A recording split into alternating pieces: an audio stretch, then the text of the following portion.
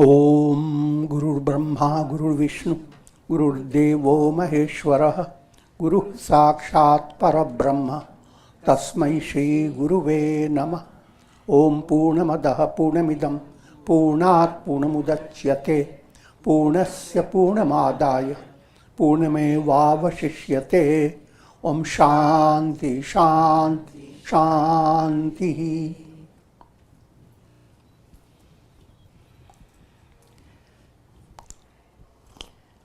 I request Sri Shashi Bhushan Mishra ji to come and say a few words from his heart. Om ध्यानमूलम गुरुरमूर्ति पूजामूलम गुरुपदम मंत्रमूलम गुरुरवाक्यं मोक्षमूलम Gurukripa. Om Shanti Shanti Shanti.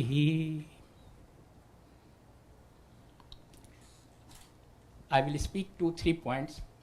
You are all in physical presence of Swamiji, but very few can appreciate or might have passed through the subtle influence of Swamiji from great distance. Myself is the proof and testimony of the subtle influence of Swamiji in my personal life as well as institutional life. This is the International Yoga Society, the institution founded by Swamiji, is the only institution in the world in which the president founder person has never seen it physically for the last 45 years. And this institution is working and doing a lot of work touching the life of immense persons in various ways. This is the greatest proof of Swamiji's subtle influence on the devotees as well as on subtle plane. In personal life, I had many occasions, many times I have experienced miraculous working of Swamiji's influence. I will give one incident in half a minute. 19th January 1995 was a red letter day in my life, personal life as well as life of devotees.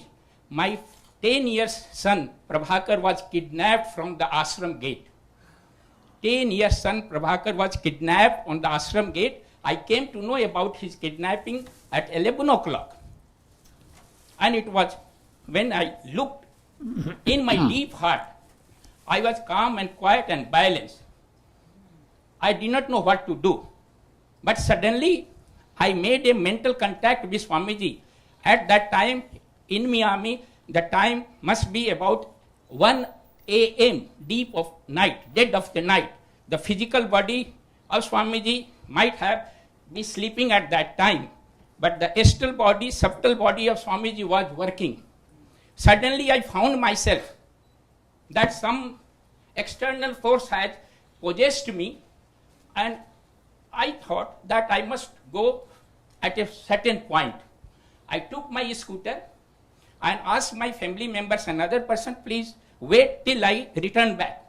I did not know where to go, but some force was guiding me. I took my scooter and a mental conversation started on that point. I said to the Swamiji, Swamiji, I don't care for the prarabdha of my son. If his prarabdha is to be lost, I don't care. But I care for only one thing, that the relationship between Guru and Shish is on the stake. Nobody will dare to dedicate his life for his Guru selflessly if something happens to my son. Because everybody will say that what you gained by dedicating yourself to a Guru, you sacrificed your professional life as a medical doctor, you sacrificed your professional life of your wife as a medical doctor, and you lost your only son. What you gained for this devotion? And at that time, my scooter was, I didn't know where to go. But suddenly I went to Vivek Vihar. Many people who are from Delhi, they might be knowing about Vivek Vihar. And I stood, somebody was just moving my mind. I stood in front of a Ram Mandir. At that time there was 12:30 p.m. and I prayed to the Lord Ram that Guru-disciple relationships should not be have a bad name, and this should not be a bad precedence for the other persons. And so please do whatever is best for this. And within 5 minutes, I found that something had crossed my back, and when I looked back, I found my son was there. And when he said the entire story, then it was unbelievable, unbelievable. It is not a cinema story. It is true happening in a devotee's life. He said that I was standing on the gate of ashram at 10 o'clock. Somebody came, he got hold of his hand and said, okay, don't cry. Don't cry, I have chaku in my hand, I will kill you. And he took some far away from the ashram. In a lonely place, he put the boy in a sack and carried over his head and took him in a bus to a distant place. At that time, after 1 hour, I communicated Swamiji mentally, and when he had some fatigue in his leg, he stretched his leg, and the mouth of the sack was open, and he found 5 rupees note in the sack. 5 rupees note. And he took 5 rupees note, and the sack was placed backside of the bus. And the man who caught him was sitting in front near the driver. He took 5 rupees note, and from back door of the bus he stood on the red light, and there was a bus standing. On that it was written Vivek Vihar. He got that. He rode in that bus and came to the Vivek Vihar, and at the same time, at the same time, I was at that bus stand, and he saw me there, and he hugged me from behind. See the sequence of event, see the timing, see who guided all these things. I came exactly at that time, he came exactly at that time, and we both met, and I went there at Vivek Vihar alone and came back with Prabhakar. This is the subtle working of Gurudev, and he always there. But I want to emphasize on all of us that have complete surrender in the Gurudev. Gurudev Bhagwan has all the capacity. He has transcended the limitation of time, space, and causation. Don't try to be sentimentally attached with your Gurudev. You always try to become 100% surrender yourself, and selfless devotion is needed. Then only you will see that what type of miracle is working in your life. And this type of many incidents are there, and every day I experience this type of miraculous working of divine grace through Swamiji. And last, I only in two lines I will conclude my talk, and on behalf of all devotees, I pray in the lotus feet of Sri Gurudev that सांसों में तुम्हारा नाम रहे, दिन रात सुबह और शाम रहे, हर वक्त यही बस ध्यान रहे गुरुदेव तुम्हारे चरणों में. चाहे दुश्मन सब संसार बने या मौत गले का हार बने, विष ही नित आहार बने रहे, ध्यान तुम्हारे चरणों में.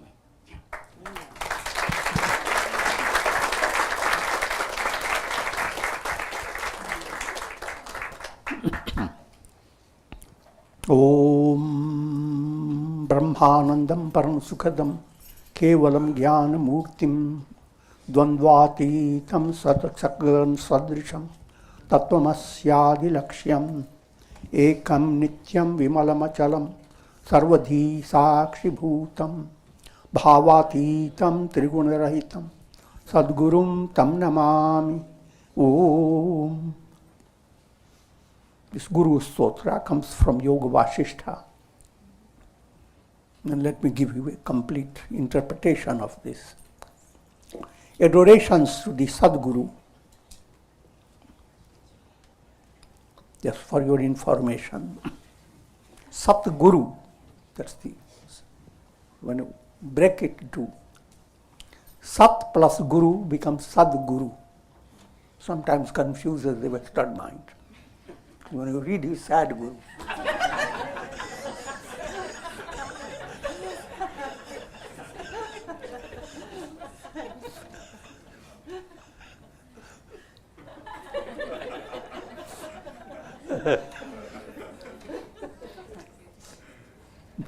It's the same word for Satsanga.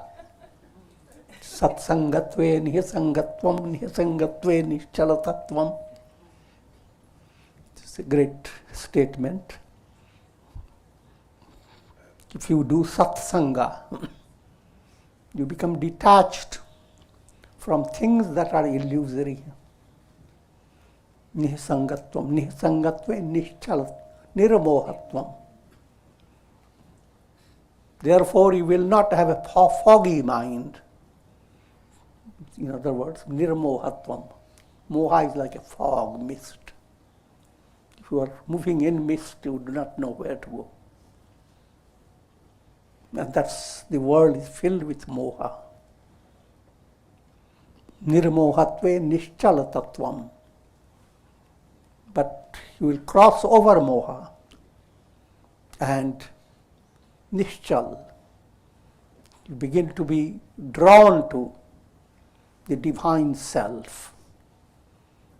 And who could be more nischal than God? Achal, immovable, immutable, absolute. Nischal tattve jivan mukti. And if you have that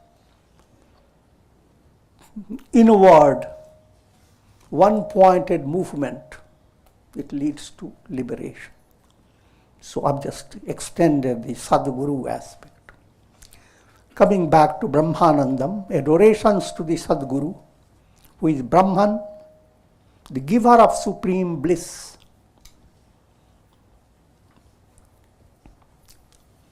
Try to understand again.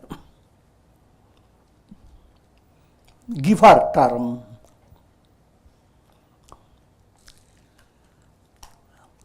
Advanced students should assimilate this point. Liberation is never given. Anything that is given will be taken away.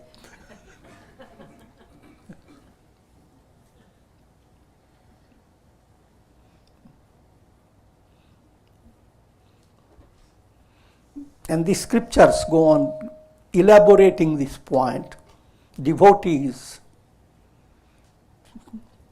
confronting God, God appears and the devotee asks any boon. The devotee plays a foxy mind. He knows that liberation he will not give. So he asks, give me bhakti. Constant devotion. And once that has been promoted by God's grace, mukti is yours automatically. Mukti bhakti ki dasi hai. So if you could secure bhakti, mukti will be automatic. Mukti is not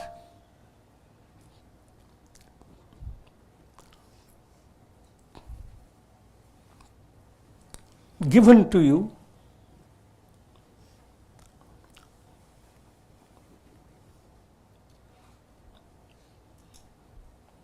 point to understand the mukti is a revelation of who am I. The I am in you is not given to you. You are already.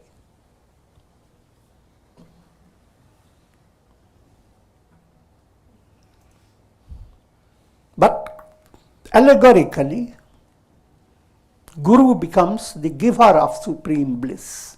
Allegorically.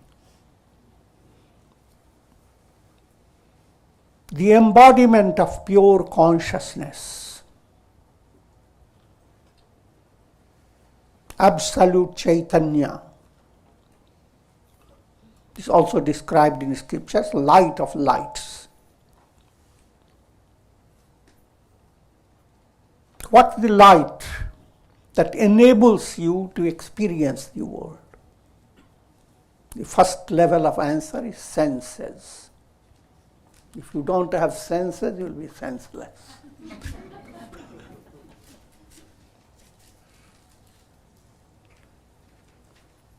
But then you ask the question, what is the light of the senses? The answer comes, mind.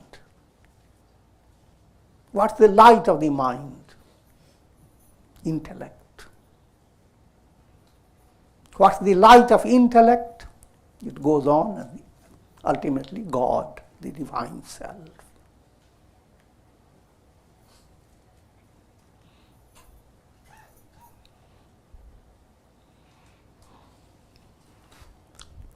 When we speak of light, light relates to consciousness. Generally, people continue to develop that illusion, though it's perfectly okay in the beginning when you are doing meditation. And think of God, light of lights, effulgent. How effulgent? Hundreds of suns put together. The fact is, you can't really handle that. One sun is enough.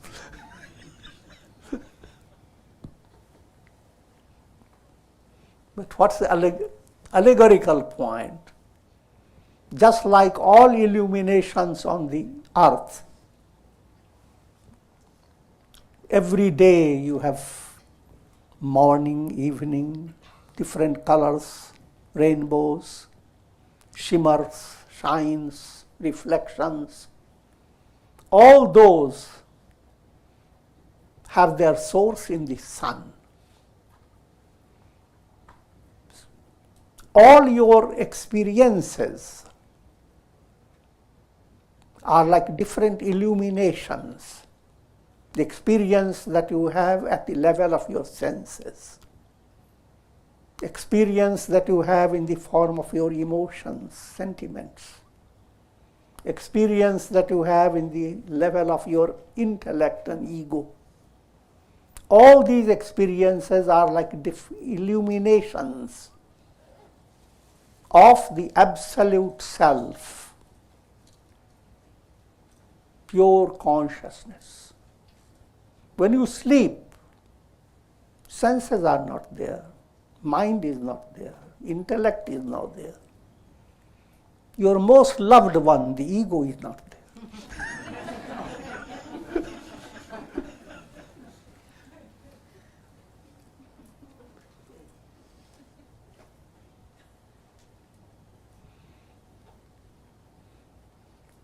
Your sunward movement. Then all the reflections are not there. The rainbows are not there.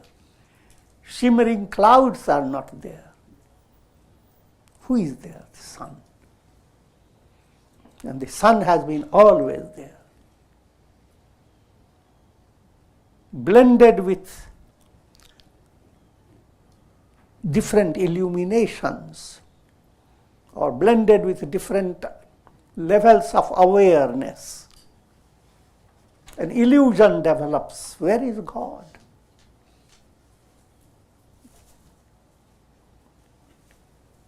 And smart people start studying God in the terms of time and space. When did God come to create the world, and what led him to create?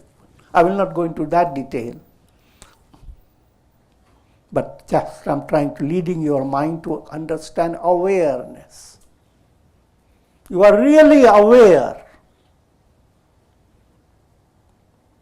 when you calm down your senses, where your feelings are not going towards the world, but they have turned into divine love. Your will is not limited for worldly attainments. Your will turns into a divine sankalpa, may I attain enlightenment. Your intellect becomes intuitional. Intellect is like a caterpillar. Even though it has 1,000 legs, the caterpillar cannot compare with a butterfly. I'm giving a joking type of thing.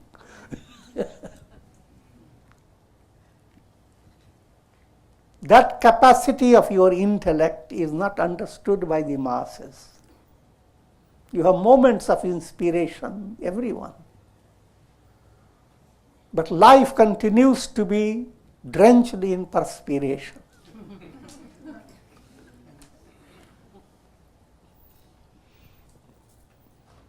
The subtle art of how to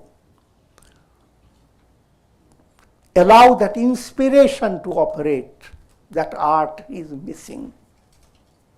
And that art is the need of all humanity, going beyond the limited intellect.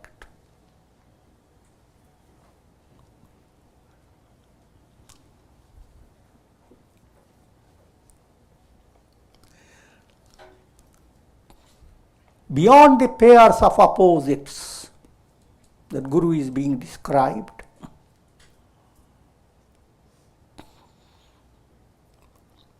the world is filled with pairs of opposites. Heat and cold, praise and censure, sneezing and laughing.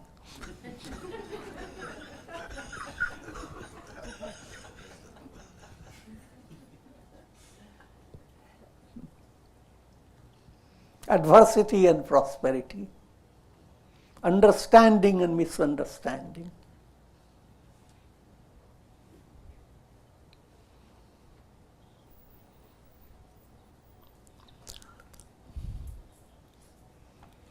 The self, the innermost self in every individual is vast like the sky. The illustration of the sky is highlighted in the scriptures, easy to understand. Clouds come, thunder, rain, lightnings crash. When all this moves away, you don't see a single scratch in the sky. The sky doesn't believe in its history.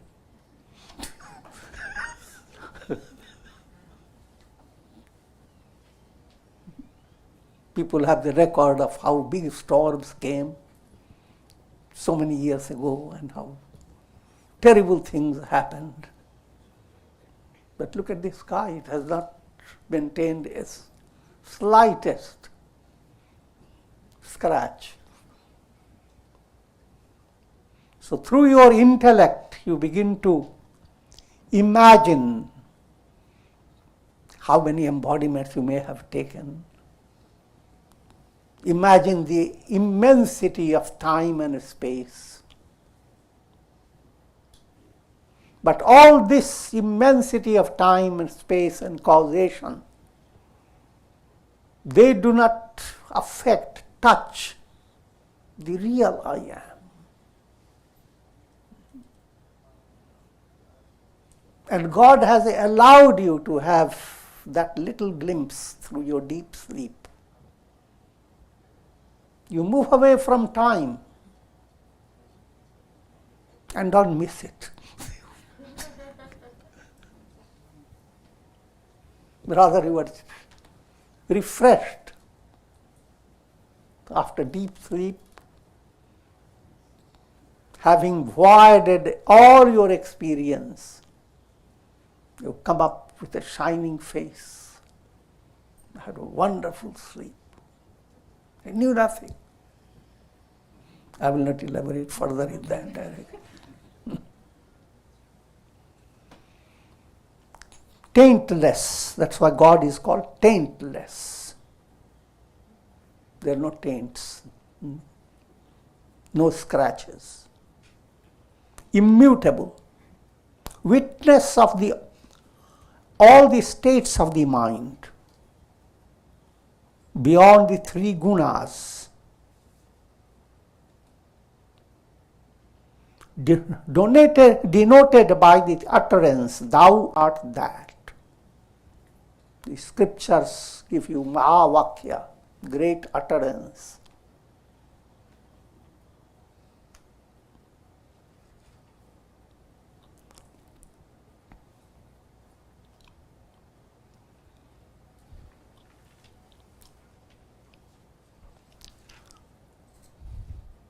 Just to remind you of the great utterances. Prajnanam Brahma, that's one utterance that defines Brahman. Brahman is pure consciousness.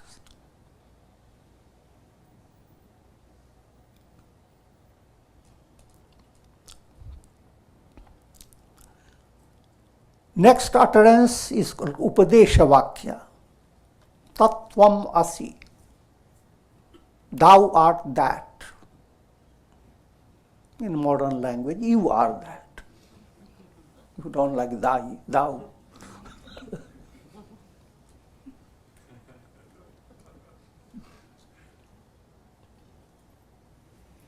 Your understanding of yourself has to undergo a tremendous change and transformation. That's the essence of all religions. I am, that am I.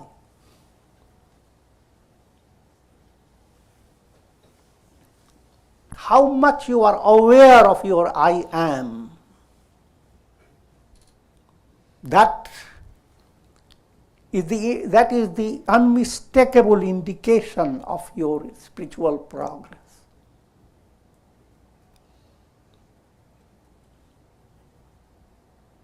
That I am is the absolute self. Then after Tattvamasi, the next great utterance is Aham Brahmasmi. When Upadesh is given, thou art that, you don't repeat it, thou art that, thou art that. You practice Aham Brahmasmi, I am Brahman. And end up, I am Atma Brahman. This self itself is Brahman.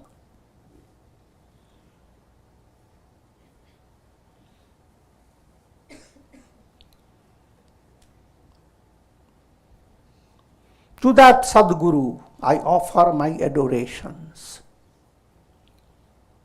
This just gave you a quintessence of Brahmanandam Paramasukhatam.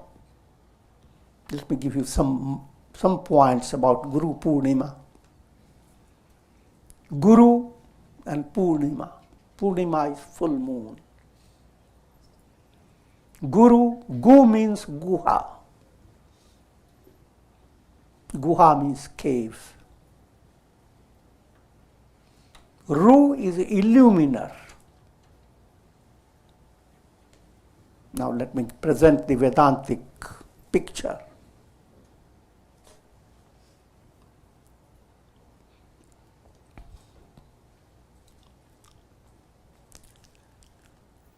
If you begin to advance in a spiritual process, your mind set on the purpose of life. There are four purposes of life: dharma, artha, kama, and moksha. In the same sequence. Dharma, ethical value. Artha, material value. Kama, vital value, social value. Moksha, liberation. When you become deeply interested in attaining the goal of life, now it's an allegorical picture. You are facing you have as if a task of entering into a cave. The front of that cave is body identity. I am the body, that's the big gate of that cave. When you enter into that cave, you discover amazing scenes and sights. I'm using allegorical language. In other words, when you move away from your body idea, you begin to discover the dimension of your sense experience, the dimension of your emotional experience. Each level is like going deeper and deeper into the cave. Spiritual movement is penetrating this cave until you become free of all troubles. Guru's role is to give you light in your hand,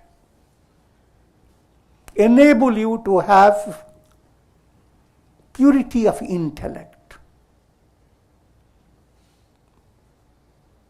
As again, purity of intellect doesn't come all at once, there are degrees.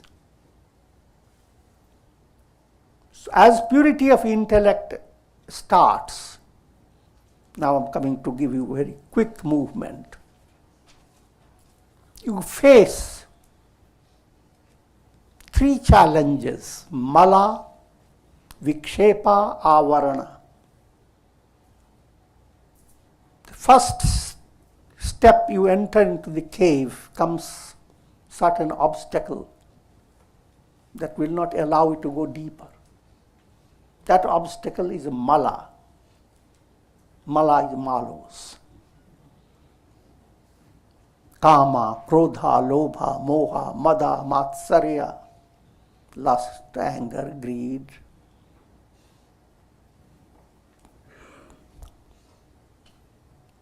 Pride, conceit, jealousy, etc. That's called moha. Guru's teaching is meant to help you to sublimate those malas. Those malas are the basis of asuri forces. They are called asuri sampat. And I will just give you the names: dambha, hypocrisy; darp, conceit, as if you have 2 horns on your head; atiman, you did something very little, but you want tremendous appreciation for it.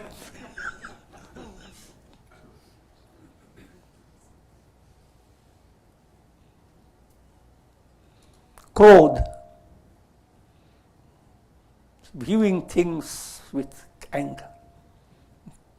Muscles are weak, but anger is raging. Parushya, uttering harsh words. Many things have become normal to human beings. But if you come into satsanga under spiritual guidance, you are awed to understand how much is your potentiality. Let me remind you of Hanuman and Rama. When Rama asked Hanuman, how am I related to you? Deha buddhya tu dasoham. Hanuman says, from the point of view of body, I am a slave, you are the master. Even at the very beginning stage, you are to have a physical body which allows you to do your purushartha. The marvel of marvels. How out of matter that doesn't really impress the mind, potatoes, cauliflowers. How out of all that, physical body has been fashioned.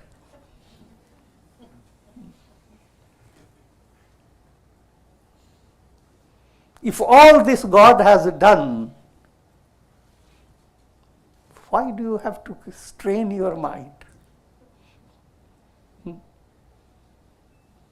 I have a farm, I need rain to come. And we go on looking up to the clouds. I'm just joking, but the idea is learn from your very body. Your body is your guru. The guru term again you have to understand. First traditional guru, that I will go on touching those points. But let me conclude with these three aspects. Jiva buddhya tvadanshaka. To the extent I am soul, I am a ray and you are like the sun. Marvel of marvels. Every human being has the capacity to grow in the image of God. And that's called spirituality. And further marvel, Atma buddhya tavaiva.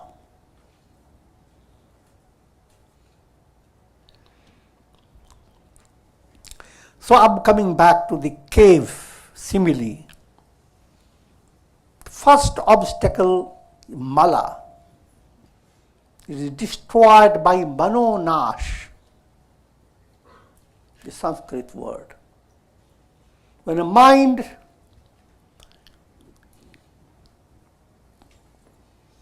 is not shaken by raga dvesha, attachment and hatred, things always present that can be pleasing or that may not be pleasing.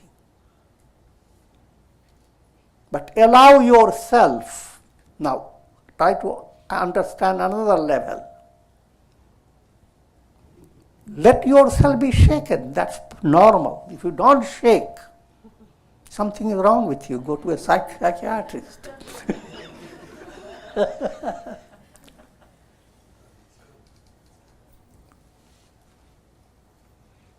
But just like a tree, allowing itself to be shaken becomes stronger and stronger at the root.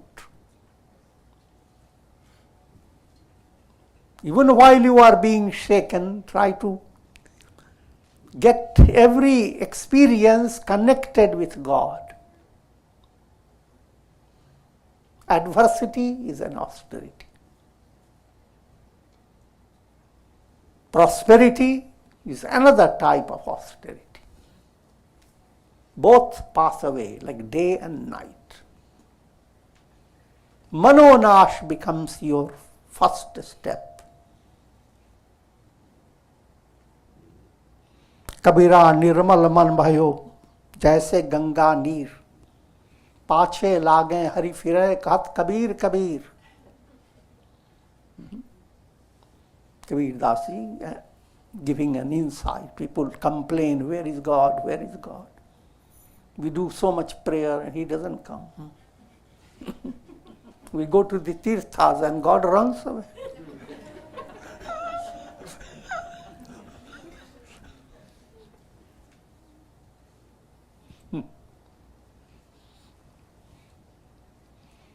Allow your mind to be purified. The moment purity enters your mind, if you go on developing good qualities, virtues, eradicate vices, that art has to develop. When mind begins to develop purity, you don't look for God, where is He?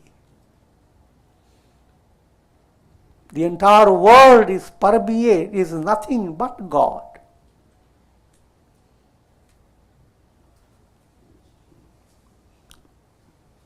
Every nail appearing in you is God. Your hair comes from Tanamatras. Tanamatras are the Maya Shakti of God expressing as Tamasi Prakriti.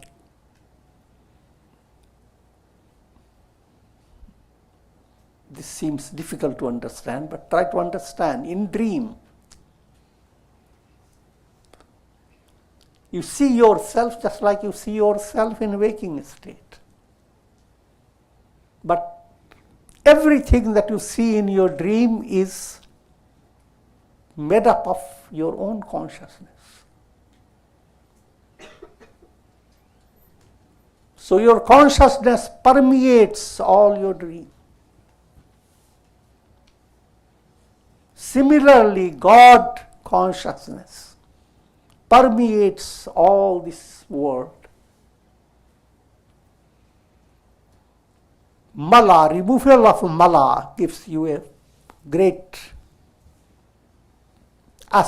movement of ascent towards God realization. And karma yoga is lined up for this removal of mala. How to perform your duties. Next step comes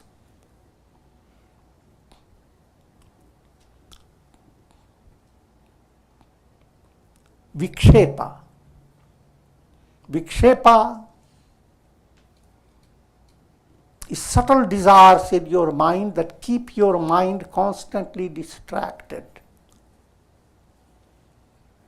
Those desires, they become the basis of Daivi Sampat or Asuri Sampat.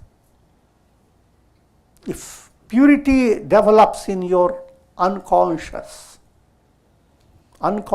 desires, unconscious again is deep-rooted state of unconscious are called samskaras, impressions. The seeds that begin to sprouting level called vasanas. You are going into the cave. The first stage, mala, is removed by manonash. Vikshepa, that's at the level of your subconscious that grips your body, your personality. That level is purified by bhakti and dhyana, devotion and meditation. The Sanskrit word is upasana.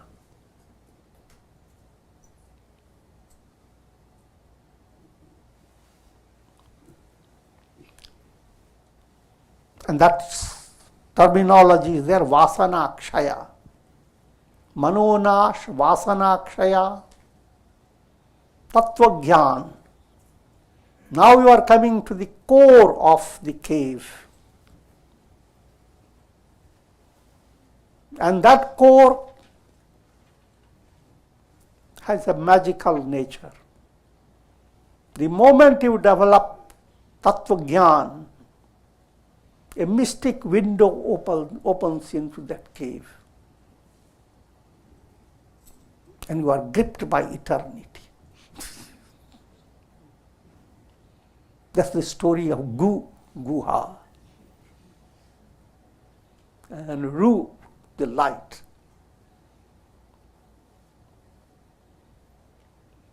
Mala destroyed by manonash. Vikshepa destroyed by vasana akshaya process. And avarana, ignorance, destroyed by tattva jnana.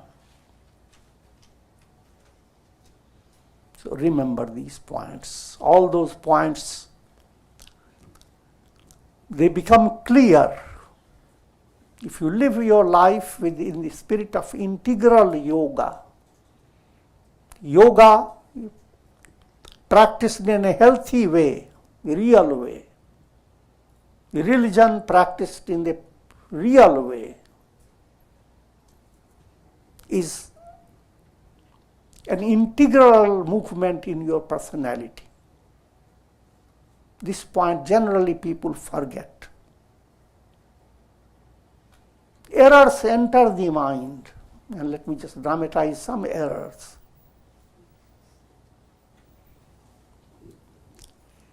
To most people, religion constantly remains a kind of a miracle.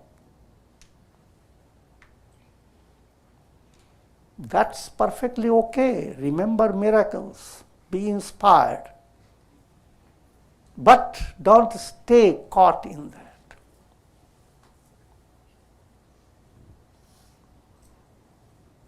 Allow yourself to change. And that will begin to occur automatically if you maintain the simple points like be good, do good, serve, love. Live your daily life with japa, meditation, satsanga.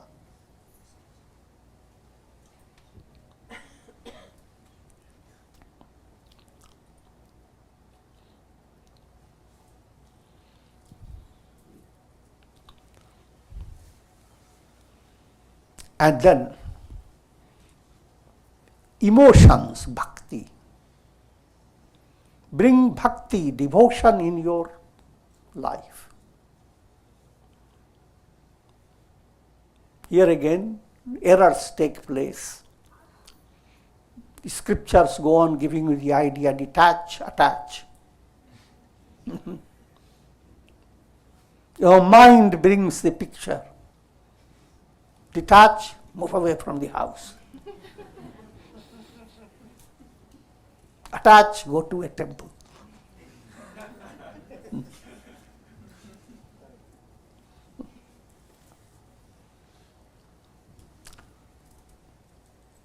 All these errors that occur is because you are not being guided.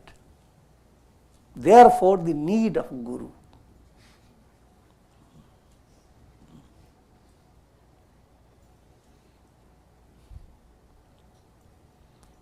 Even ordinary things you want to learn, like music, dance, or whatever, you need a guru.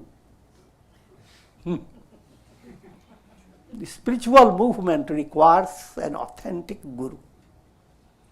Here again, looking for a guru, we have to be healthy in your mind. What are you expecting from your guru? Because the world is filled with all types of personalities. Ramayana gives an episode. Hanuman is going to bring a medicinal plant from the Himalayas. On the way, Kalanemi assumes the form of a great bhakta, devotee, and he sings. O Musafir, traveler, where are you going? This is night. Rest for a night. Come, get my diksha.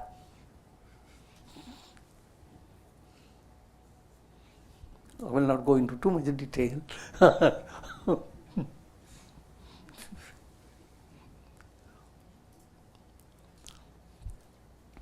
But there again, to what type of guru you will become drawn to depends upon your karmic process.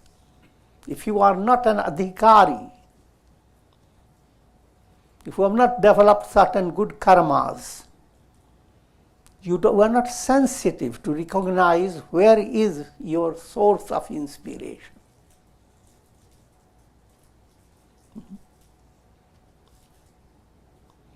Go to a guru in whose name many miracles have been associated. And you go to the guru so that quickly you can attain liberation.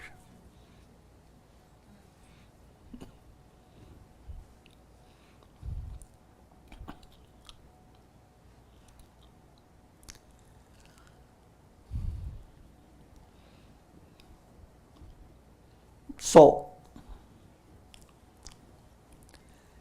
let me turn my attention to. In Guru Purnima, we are celebrating, from traditional point of view, full moon day in Ashadha. Ashadha, Hindi Sanskrit word. It occurs June, July. And this time it has occurred when you know it. In the memory of sage Vyasa. Sage Vyasa is the editor of the Vedas, 4 Vedas. He wrote 18 Puranas, Mahabharata and Bhagavad Puran. Immense work has been associated with sage Vyasa. All this again, let me give you another aspect of looking at it. Your mind should not go after the fact that sage Vyasa wrote all this. And when was he, and how, where did he live? That's an unnecessary distraction. From a very practical point of view, whoever composed the spiritual things were known Vyasa. Many Hindus would like to hear that.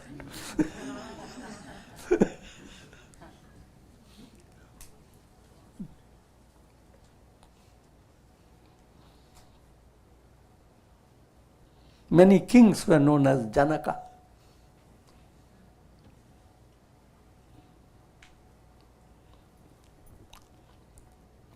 What I'm leading you to understand that spiritual knowledge, like science, is not human creation. It's a revelation. Newton gave the laws, but did Newton create the laws? Laws existed much before.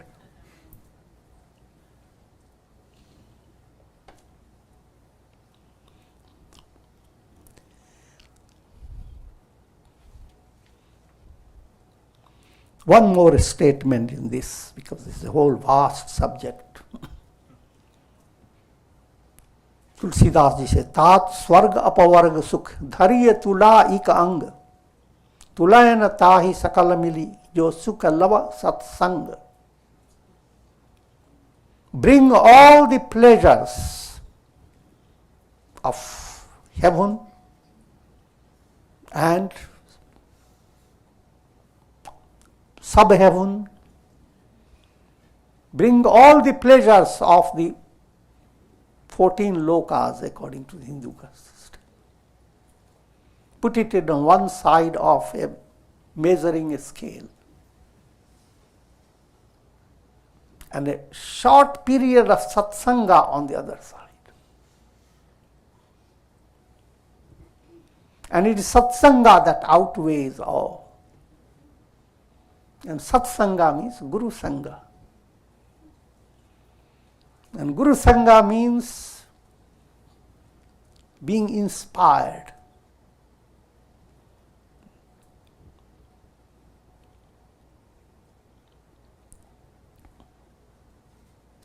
Now,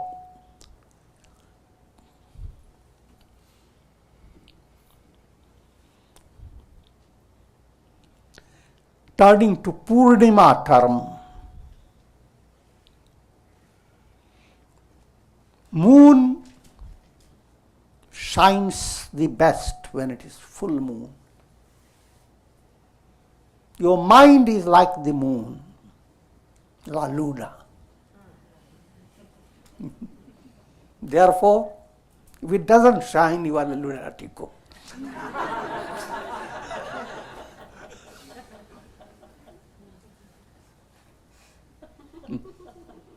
What makes your mind shine? Now, if you are not advanced, the material things, your progress and prosperity, what Upanishad calls alpam, something so little and your mind shines. So that's not a real shine. But when your mind begins to shine by the sun and shine to the fullest,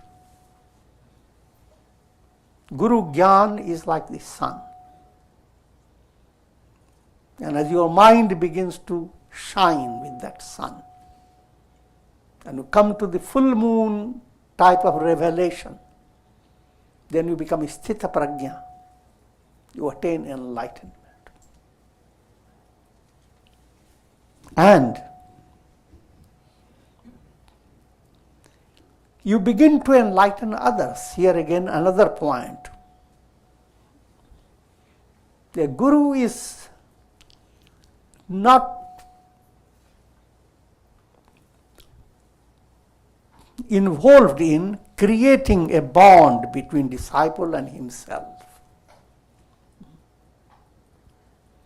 Guru is there to break the bond.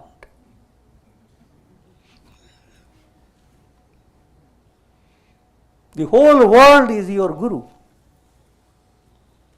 When you begin to develop that, the Guru is really pleased. I'm talking about authentic Gurus. The Guru Bhavana is how to be inspired by all things God has presented to you. Gita elaborates it on Vibhuti Yoga. Behold the lilies of the field, how do they grow? Behold these flowers. They are smiling and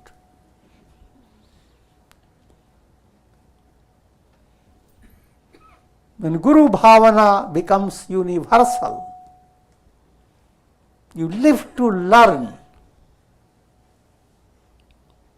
You see even birds and their special qualities, their tenacity, and so many things.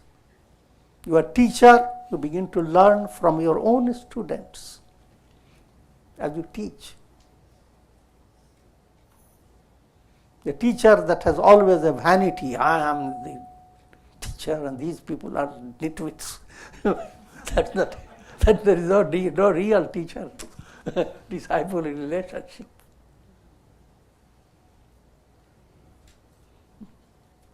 There is a saying, Guru gud hi rahe, chela chini ho gaya.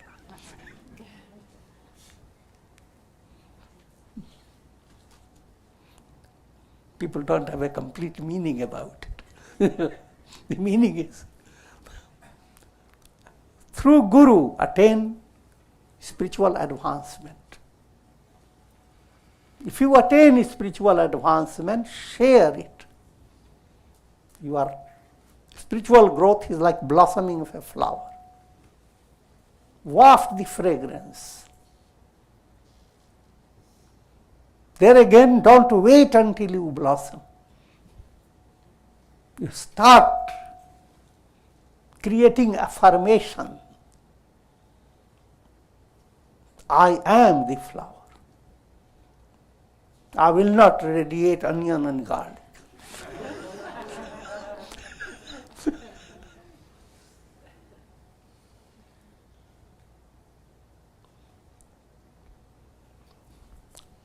If you are doing that, the disciples match themselves with coming generations. Each Guru is in his own time. All the scientific progress has not taken place. The next period, next generation will be much more advanced. There are gurus who don't know how to use computers.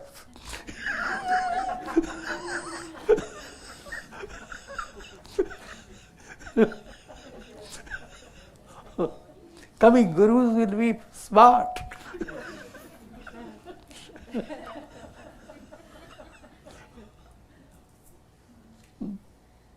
The simile is first comes the good, crude sugar. But then it goes into progress, make scientific progress. Chini. It doesn't mean that the disciples begin to teach more than what Guru has done. But disciples are in the position to bring the teaching to match the masses. And that challenge is always there. So चेला चीनी हो गया.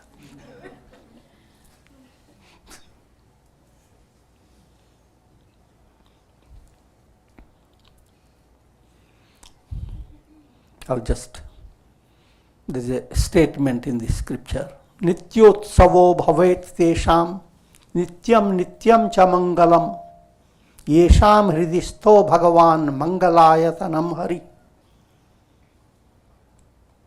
Bhakti, when bhakti begins to develop and your goal is set, I'm going to attain enlightenment. Then every day will become your festivity. He in whose heart there abides Lord Hari, for him there is eternal festivity, day after day, forever.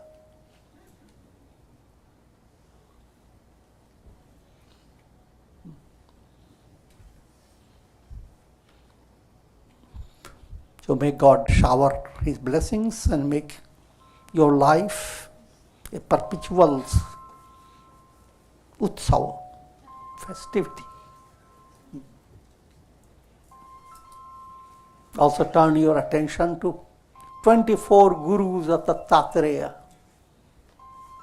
The purpose behind 24 is not to count the 24, but to understand that lessons come from all directions. Lessons don't mean instructions, inspirations.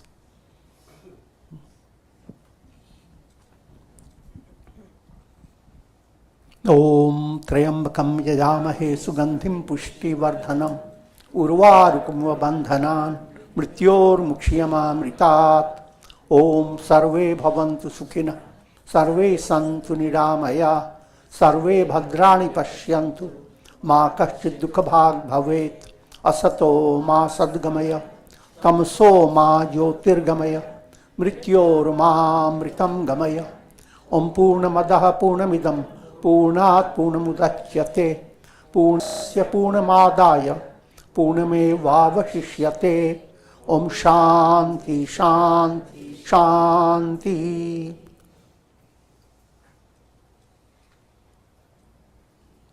Om Hari Om.